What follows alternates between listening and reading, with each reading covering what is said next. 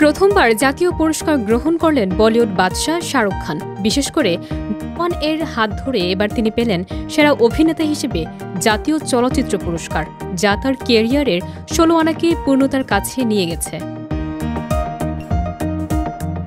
২৩ September দিল্লির বিজ্ঞান ভবনে ৭১তম জাতীয় চলচ্চিত্র পুরস্কারের মঞ্চে ভারতের রাষ্ট্রপতি দ্রৌপদী মুর্মু শাহরুখের হাতে পুরস্কার তুলে দেন। প্রবেশেই বন্ধু রানী মুখার্জির সঙ্গে কুশল বিনিময় এবং অনুষ্ঠান সঞ্চালক যখন তাকে কিং অব আর্টস সম্বোধন করলেন, তখন উড়ন্ত চুমুর মাধ্যমে সাড়া দিলেন। আগস্টে চলতি বছরের জাতীয় পুরস্কার জয়ীদের তালিকা প্রকাশিত হয়। সেরা অভিনেতা হিসেবে 12th ফেল এর জন্য যৌথভাবে পুরস্কৃত হয়েছেন বিক্রান্ত মাসেও। শাহরুখ খান বলেন, দীর্ঘ সময়ের পর এই অর্জন তাকে আনন্দ ও আত্মবিশ্বাস জুগিয়েছে।